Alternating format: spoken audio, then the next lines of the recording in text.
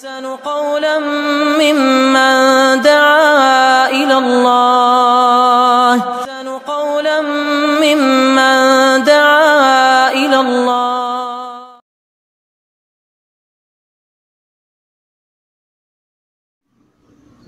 الحمد لله والصلاة والسلام على أشرف الأنبياء والمرسلين سيدنا وحبيبنا محمد وعلى آله وصحبه أجمعين. أما بعد. السلام عليكم warahmatullahi wabarakatuh.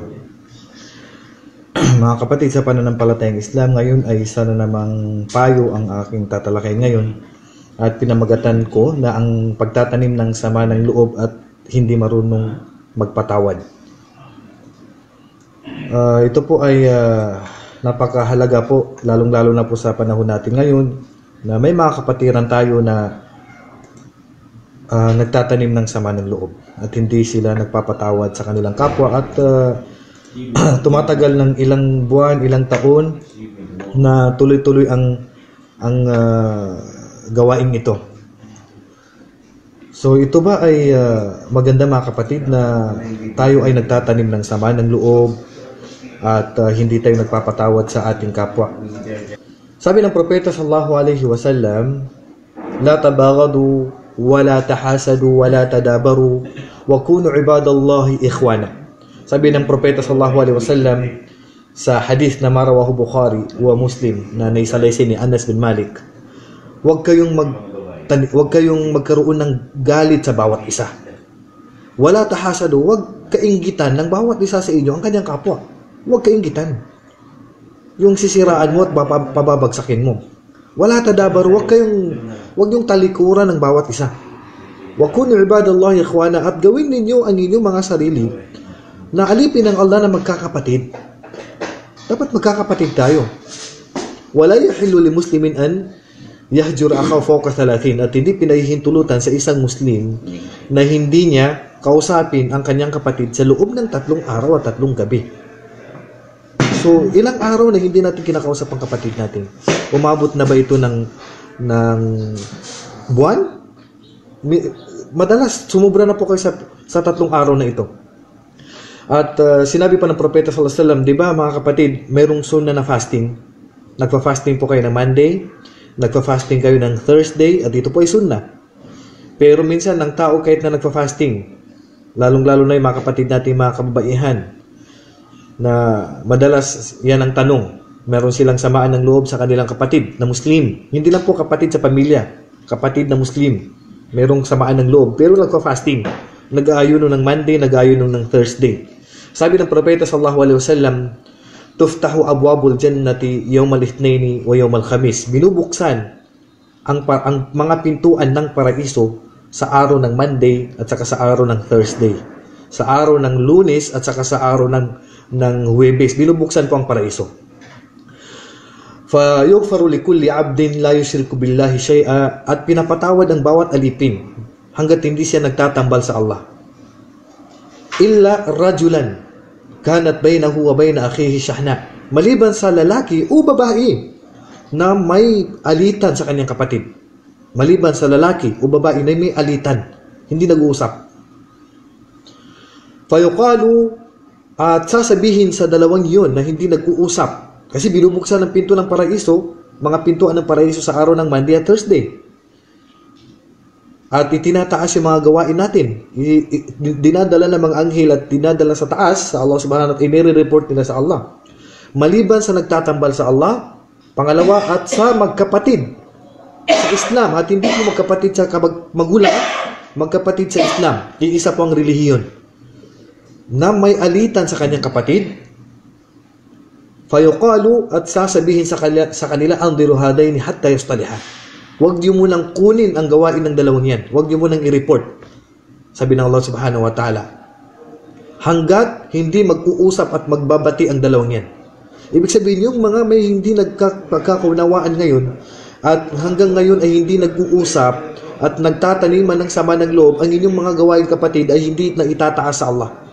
Dahil mayroong kapang sama ng loob hanggang ngayon. Hanggang ngayon, masama pa rin ang loob mo. Subhanallah. Ibig sabihin, pag hindi ka nagpatawad sa kapatid mo, Hindi mo kinausap sa Facebook, hindi mo sinasagot ang kanyang chat, hindi mo sinasagot ang kanyang tawag. Ito ay lalaki sa lalaki at babae sa babae na magkapatid pong tinutukoy natin dito. Hindi po maire-report ang inyong mga mabubuting gawa. Nagfa-fasting ka nga. Diba? Nagsasala ka. Nagbibigay ka ng sadaka. Pero may sama. Yung pag-fasting mo na yan, yung pag-share mo ng mga Islamic na quotes na sinishare mo na mga kaalaman, na nag-aaral ka, nagbabasa ka ng Quran, hanggang dyan lang. Kasi may sama ng loob ka sa kapatid mo. Hindi itinataas ang mabuting gawa mo. Dahil mayroon kang sama ng loob sa kapatid mo. So, hindi mabuting gawain to. 3 araw nga lang, hindi na pwede mo sumobra dun eh. Ibig sabihin, haram na sa'yo kapatid, na hindi mo nakakausapin ang kapatid mo. Ang sabi ng Allah subhanahu wa ta'ala, وَلْيَعْفُوا وَلْيَصْفَحُوا. Magpatawad at magpatawad sila. Magpatawad, sabi ng Allah. Ang Allah subhanahu wa ta'ala mismo ang nagpayo, nag-utos. At magpatawad sila, وَلْيَعْفُوا وَلْيَصْفَحُوا. At magparaya. Ikaw wala kang kasalanan, di ba kapatid? Wala kang kasalanan. Sino may kasalanan? Yung kapatid mo. Magparaya ka. Hindi kawalan sa'yo pag ikaw ay nagparaya. Kasi pag ikaw, kaparehas mong kapatid mo, dahil mayroon kang pride na ayaw mo magpatawad at ayaw mo magparaya, hindi ito katangian ng isang mananampalataya. Yung hindi marunong magparaya. Oo, ikaw ang natapakan. Ikaw yung nilayuan. Ikaw yung ginawan ng kasalanan. Pero hindi katangian ng isang mananampalataya na hindi marunong magpatawad. Ang sabi ng Allah, وَلْيَعْفُوا. Magpatawad sila. وَلْيَصْفَحُوا. At magparaya sila. Ala tuhibbuna iyaghfirallahu lakum. Biruin nyo, hindi ba ninyo gusto na patawarin kayo ng Allah? Pag nagpatawad ka, patatawarin ka ng Allah. Bakit? Itataas ng Allah yung mabuting gawa mo dahil wala ka ng kasalanan, dahil pinatawad mo ng kapatid mo, dahil nagparaya ka na sa kapatid mo, at kung ano man ang nagawa ng kasalanan ay pinatawad mo na. Ang Allah nga nakapagpapatawad, tapos ikaw hindi ka marunong magpatawad. So dahil doon, nagparaya ka na lang. Dahil ang may kasalanan yung kapatid mo, nagparaya ka, nagpakumbaba ka na lang. So ang sabi ng Allah subhanahu wa ta'ala, ala tuhibbuna ay yaghfirallahu lakum. Ayaw ba ninyo na patawarin kayo ng Allah? Wallahu ghafurur rahim. Ang Allah subhanahu wa ta'ala ay mapagpatawad at maawain. So huwag tayo magtatanim ng sama ng loob mga kapatid sa pananampalatayang Islam. Mayroong hadith, actually itong hadith na ito ay maganda naman yung kahulugan. Ayun sa ibang riwa, sabi ng ating mga ulama, ito ay may kahinaan yung hadith na ito. Babasahin ko po sa inyo. Ang sabi ng propeta sallallahu alaihi wasallam, ala unabbiukum bishirarikum. Gusto niyo bang balitaan ko kayo at ikwento ko sa inyo ang isa sa pinakamasama sa inyo? Ang pinakamasama sa inyo mga kapatid sa pagitan natin. Qalu bala in syi'ta ya Rasulullah. Sabi ng mga sahabay, ya Rasulullah, ikwento mo sa amin, ibalita mo sa amin, ano yung pinakamasama sa amin? Qala, inna shirarakum alladhi yanzilu wahdahu. Ang pinakamasama sa inyo, sabi ng propeta sallallahu alaihi wasallam, yanzilu wahdahu wa yajlidu 'abdahu wa yamna'u rafdahu. Ang pinakamasama sa atin mga kapatid ay yung taong kumakain na mag-isa. Ang ibig sabihin dito, makasarili at madamot. Gusto niya mag-isa sa lahat ng kanyang buhay. Gusto niya magbiyahe na mag-isa, gusto niya kumain na mag-isa, gusto niya wala siyang kasama sa lahat ng kanyang buhay. Ayaw siyang pinapakialaman, ayaw niyang may kasama siya sa lahat ng kanyang problema, sa lahat ng kanyang biyaya. Yan ang isa sa pinakamasama sa inyo, sabi ng propeta sallallahu alaihi wasallam. Sarili lang niya iniisip niya. Wala siyang pakialam sa iba. Ayaw niyang isipin ang kanyang kapatid, ang kanyang kapitbahay, ang kanyang katabi, o anumang mga kaugnayan sa kanyang kapatid. Bagkus ang propeta sallallahu alaihi wasallam, sinabi niya sa hadith na la yu'minu ahadukum, hindi kumplito ang pananampalataya ng bawat isa sa inyo na matutulog siya. Wajaruhu jaw'an, matutulog siyang busog. Matutulog siyang busog at ang kanyang kapitbahay ay gutom. At hindi kumplito ang pananampalataya ng taong yan. Natutulog ng busog pero yung kapitbahay niya gutom. Alam niyang gutom at hindi niya binibigyan. Ito isa sa pinakamasama sa inyo, sabi ng propeta sallallahu alaihi wasallam. Ibig sabihin madamot.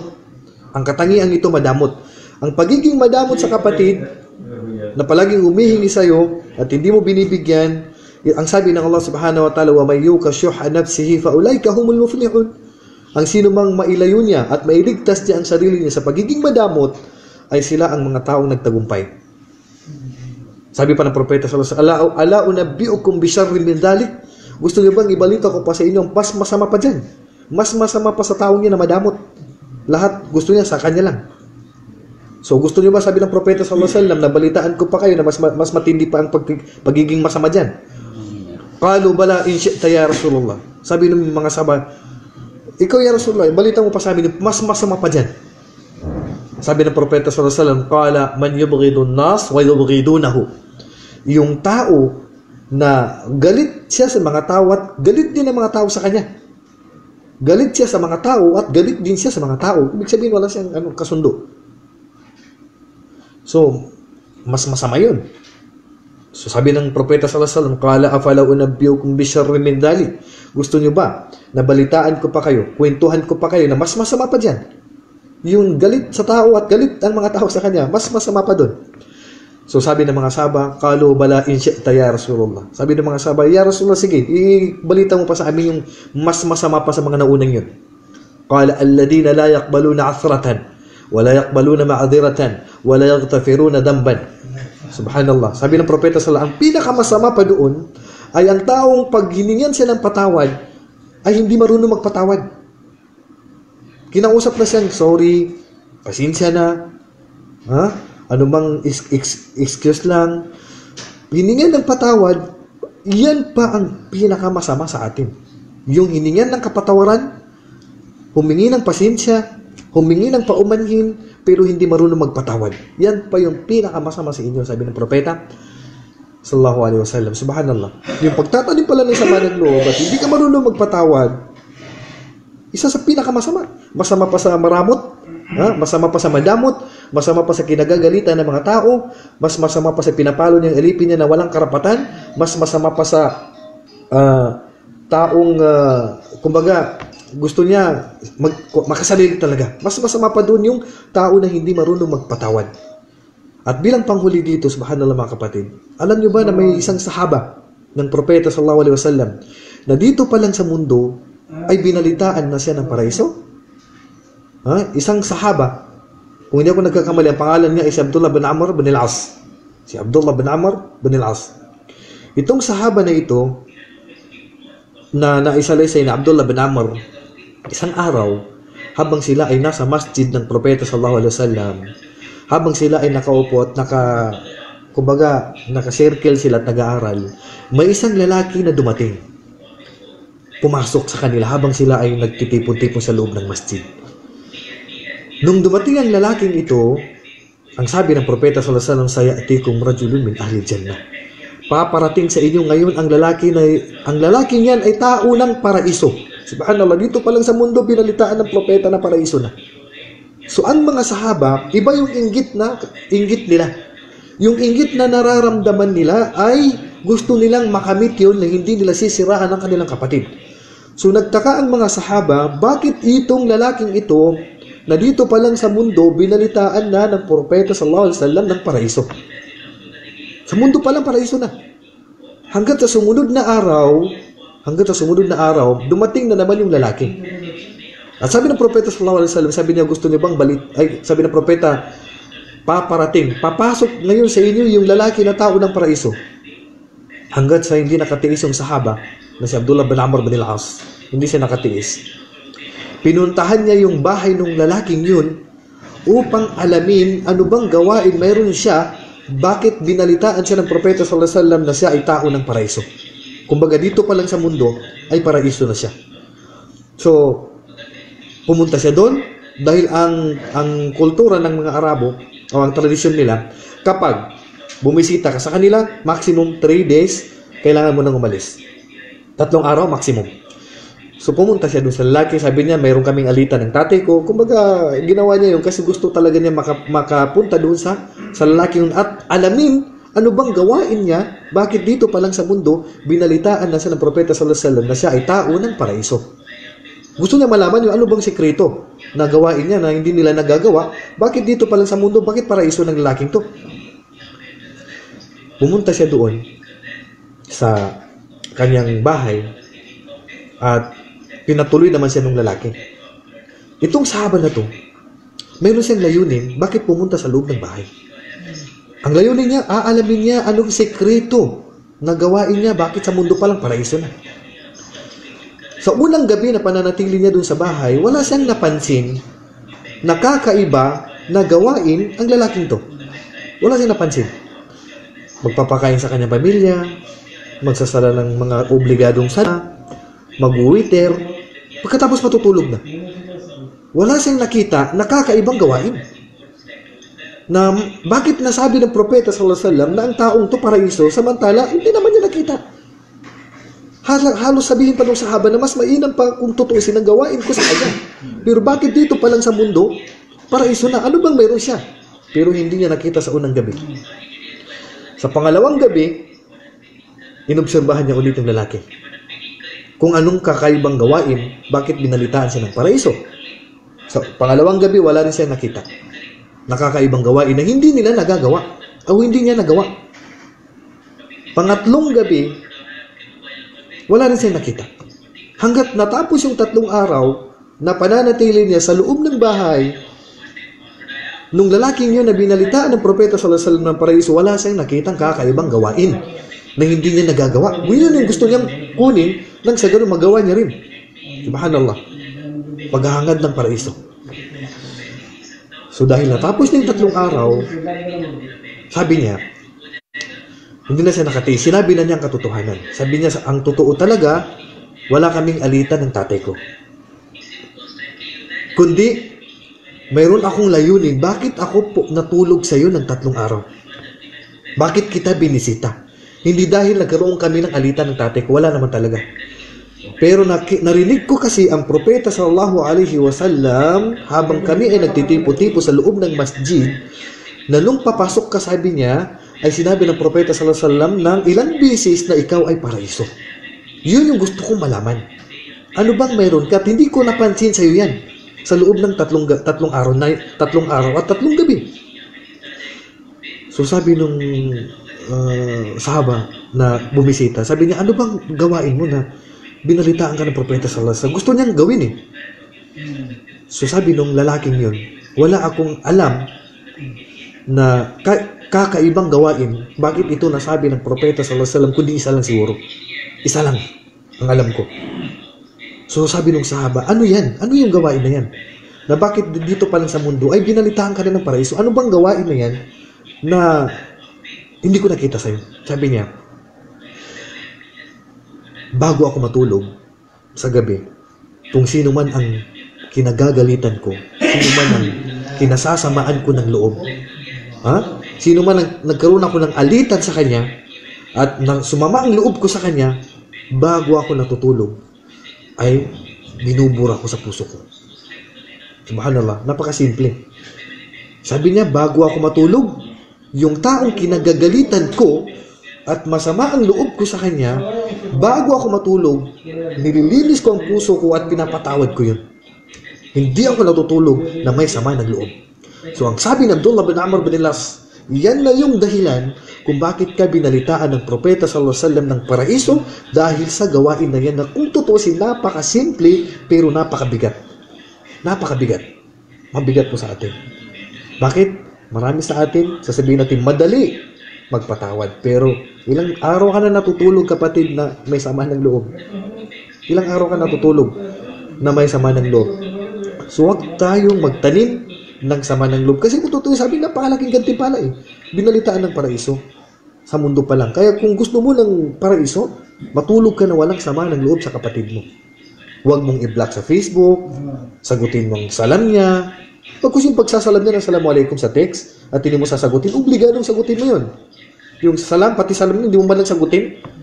So magkakasala ka, biruin mo yung salam sunnah, pero yung pagsagot na ikaw lang ang nakabasa, ay obligado na sagutin mo yan. Wa idha huyitum bi tahiyatin fa hayyu bi ahsana minha aw rudduha. Kapag sinalam kayo, sagutin niyo ito. Hindi mo babasahin mo lang tapos hindi mo sasagutin. So ito mga kapatid ay isang payo sa atin na huwag tayo magtanim ng sama ng loob at matuto tayo magpatawad. So inshallah mga kapatid, paki-share na lang po itong video natin para malaman po ng mga kapatid natin ang kahalagahan ng pagpapatawad at hindi po ito kawalan sa atin. Na kapag tayo ay nagpatawad ay may mawawala sa atin. Ang pinakamainam sabi ng propeta sallallahu alaihi wasallam, Sabi niya, wa khairuhuma an yabda'a bisalam. Ang pinakamainam sa kanila ang unang makikipagbati at makikipag-ayos. Hindi yung una yung magiging ma-pride ka. Sabihin mo, isa na lang mag-ingi ng patawad. Hindi nang tunay na pananampalataya. Hindi nang tunay na Muslim. Yung ma-pride. Mayroon siyang pride na kung talagang sincere talaga siya, hihingi siya ng patawad sa akin, hindi po yan ang tunay na Muslim. Tunay na mananampalataya. Ang tunay na mananampalataya, magparaya ka. Wag mo nang hayaan na siya pang unang sa'yo. Puntahan mo na lang. Kausapin mo. Kahit ikaw ang kumbaga ginawa ng kasalanan. Okay lang, wala problema. May mawawala ba sa'yo pag nagpatawad ka, kapatid? Mababawasan bang sahod mo? Mababawasan bang gantimpala mo? May masisira bang pagkalalaki mo? Masisira bang pagkababae mo pag nagpatawad ka? Wala mawawala sa'yo. So, sana mga kapatid, huwag tayo magtanim ng sama ng loob.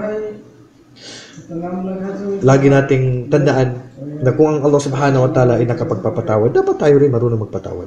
So hanggang dito na lamang. Wa sallallahu ala nabiyina Muhammad wa ala alihi wa sahbihi ajma'in. Assalamu alaikum wa rahmatullahi wa barakatuh.